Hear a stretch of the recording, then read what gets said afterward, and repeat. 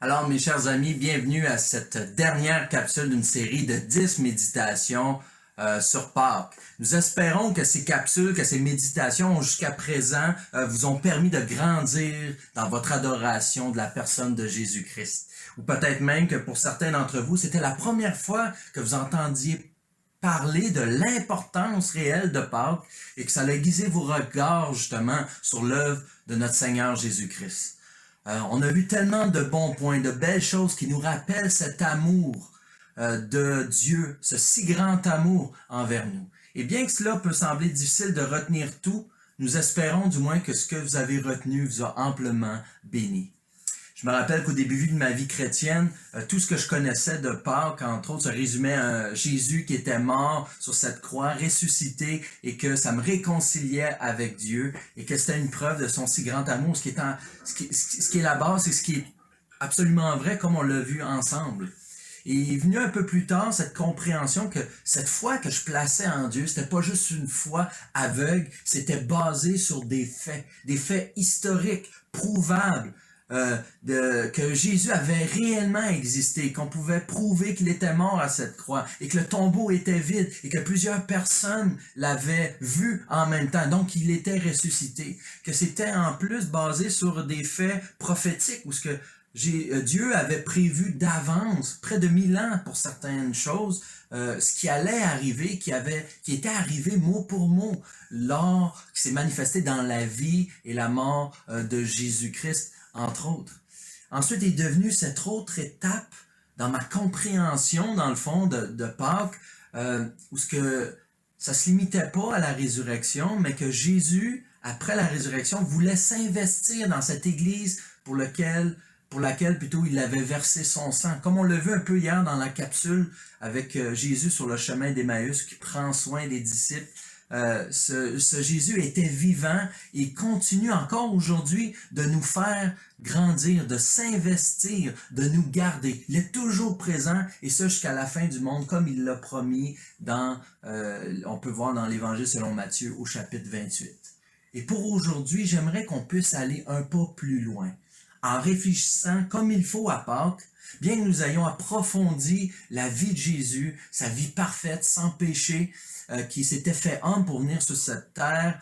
On a approfondi aussi sa mort, pour les raisons pour lesquelles il est mort, encore une fois à cause de notre rébellion envers Dieu, de notre péché. On a approfondi sa résurrection, qu'il a vaincu, ce qui confirme qu'il a vaincu la mort, qu'il a vaincu le péché. Eh bien, il nous manque un dernier point. Il nous manque un dernier point que Pâques nous amène à célébrer. Et ce dernier point, c'est qu'après cette résurrection, Dieu le Fils, Jésus, est allé rejoindre le Père. L'histoire ne se termine pas à la résurrection.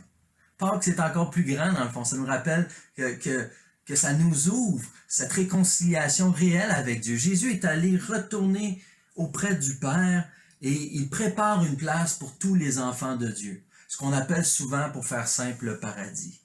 Et cette réalité, lorsqu'on est placé devant cette réalité, ça nous fait réaliser que le monde tel qu'on le connaît, connaîtra une fin. Cessera un jour, ça va se terminer un jour. Et ça peut faire peur quand on y pense. Et c'est tout à fait normal que ça nous fasse peur, parce que lorsque ça va être le cas, lorsque ça sera la fin, lorsque Jésus-Christ reviendra, pour tous ceux qui sont encore ennemis de Dieu, eh bien, tous ceux qui ne sont pas couverts donc par le sang de Jésus-Christ qui est coulé à cette croix, eh bien, leur éternité est effrayante, quand ils seront là où il y a des pleurs et des grincements de dents pour l'éternité. Mais comme on l'a répété, pour tous ceux qui ont placé leur confiance en Jésus-Christ et tous ceux qui le suivent, eh bien, c'est une toute autre histoire. En effet, Jésus, c'est pas ce Dieu qui a fait un acte grandiose sur terre pour l'humanité. C'est pas celui qui leur a juste donné une vie éternelle et qui part ensuite en vacances et qu'on ne voit plus jamais. Non, comme on le voit dans le texte de ce matin de l'Apocalypse, c'est Jésus, le héros de l'humanité, le héros de Pâques, est celui qui sera présent avec nous pour l'éternité. Le paradis, c'est d'être auprès de Dieu. Dieu qui est au milieu de son peuple. Un paradis sans Dieu, c'est pas le paradis. La Bible dit plus précisément qu'à ce moment, ça va être un nouveau ciel et une nouvelle terre. là où Dieu, celui qui règne sur tout, fait toutes choses nouvelles. Il fait toutes choses nouvelles. Et qu'est-ce que ça veut dire? Il essuiera toute larme de leurs yeux, et la mort ne sera plus. Il n'y aura plus ni deuil, ni cri, ni douleur, car les premières choses ont disparu. C'est enfin la vraie vie, la vie parfaite, celle qu'on souhaite tellement avoir ici, mais sans les inconvénients.